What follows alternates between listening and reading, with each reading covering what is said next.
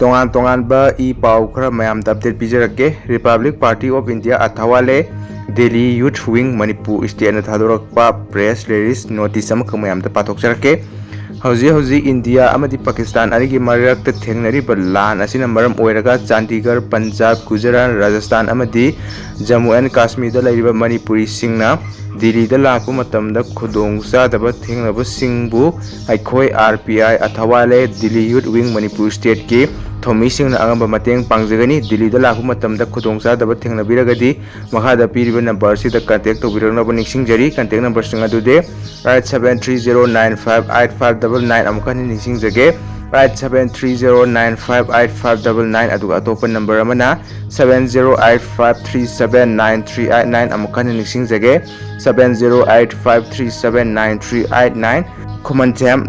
Lamyan ba Maitay Publicity Secretary na kuyapi dun thaldorakpa notice asina mayam na kangalagle atopa post amada amu Arambai Tenggol Delhi branch na thaldorakpa notice amaka mayam da pathokjarake hauzik oiba India gi phibam sida Punjab Chandigarh Gujarat amadi Rajasthan chingba mafam singda leiba maitai masa singna Delhi da lakpa matamda awa ana khodong sadaba kaya bu Arambai Tenggol student wing Delhi branch na angamba mateng tawjagani Ima laiba kinama Arambai Tenggol na matam pumbada lepsari khudong sa dabal laibiba singna 80 student wing Delhi branch ki page ta pau phabiru haina haijari yaifare haijariba control room Arambai Tenggol student wing Delhi branch haina notice ama amuk thoragle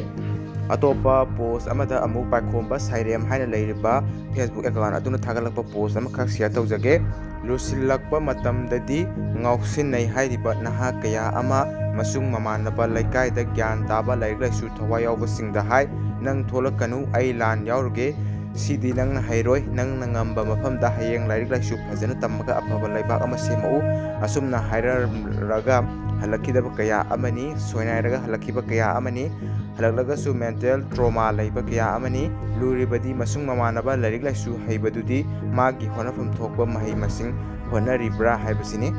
atopa post amada amu Pakistan machet ani thokna kaibi yabagi phibam da lakre report India na air strike chathaduna Pakistan ki terrorist sing na laiba mafam mapanda landa kharba matungda Pakistan government ki mayokta lan horiba lan hoba sing na su akan action torokpadagi Pakistan laiba machet ani thokna ba kairakpa yabagi akiba chauna lairakre haina phongdorode report sigi matung ina Pakistan government ki mayokta lan hoduna laliba Baluchistan Liberation Army BLA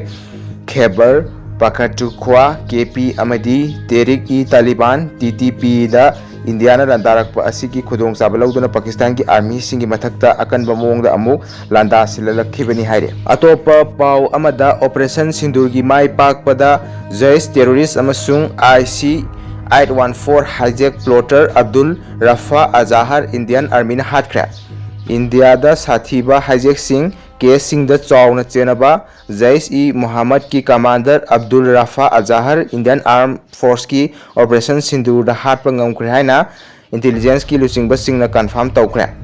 terror group Jaish Muhammad ki chief Masud Azahar gi manaw nupa Azahar asi ing 1999 da Indian Airline flight IC 814 hijack tawbugi thodokta mastermind okiba misak amani haina Indian Intelligence Agency singna sahi taragi mamangda phongdokhiba laikhre mahak hatkiba asi India gi oina counter terror operation chawn mai pakpani maramdi mahak asi National Investigation Agency NIA na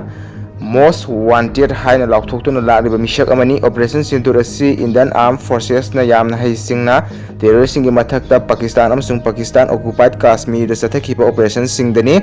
operation adu terrorist singi camp mapan da sathaki terrorist ki luchingba Abdul Rafa Azahar asi Jaish Muhammad ki national hub oiriba camp amada Indian Armed Forces sing sathakhiba attack amada hathibani mahak laikhidaba asina Pakistan sagatpa terror network sing da yamna chawna sogalle haina intelligence ki report haire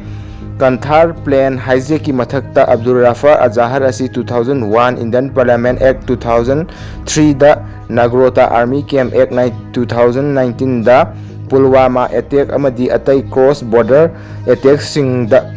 Senaba misakni haire Indian Armed Forces na Pakistan amadi POK gi mafam mapanda chathakhiba operation Sindur da terrorist chama yauna terror Jaish ki chief Masud Azhar gi imung manung tara amadi mahakka yamna nangnaba mioi mari sikre haire attack asi chathakhraba matung Masud Azhar ki mahaki imung manung gi mahutta mahak oina siramgadabani haina phongdoli haire Jaish e Muhammad asi Pakistan da base tawba military Islamist group amani group asi Masud Azhar na 2000 da linkhatkibani Group asigi pandamdi Jammu and Kashmir asi India dagi tokhaina tahalaga matung Pakistan da tin bani haire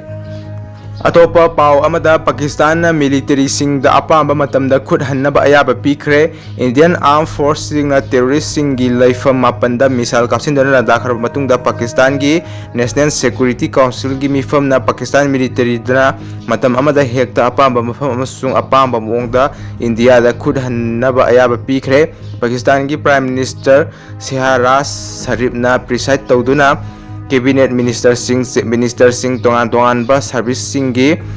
Chief Singh amasung Senior Officer Singh yauna oiriba phibam adu khana nanaba pangthokhiba laibak adugi National Security Council gi mifam na laibak adugi Armed Forces Singh da apamba matamda mafam da amasung maongda khut hannaba ayaba pikhibani Pakistan gi National Security Council gi statement amana hai UN Charter gi Article 51 gi matungina Pakistan na masa ngakthokjanaba apamba matamda mafamda amasung maong adu khallaga India strike adu da laikhidraba Pakistan gi miyam gi laman khumbo oina khuthanbagi right lay hiram asiga mai lenana Pakistan gi Armed Force singsu mathau taba action lokhatpada ayaba pikre haire Prime Minister Sharif na cabinet mifam ama pangthoknaba thorang tauri amasung marik chumba wafam sing parliament gi khothang da miyam da khanghangani haire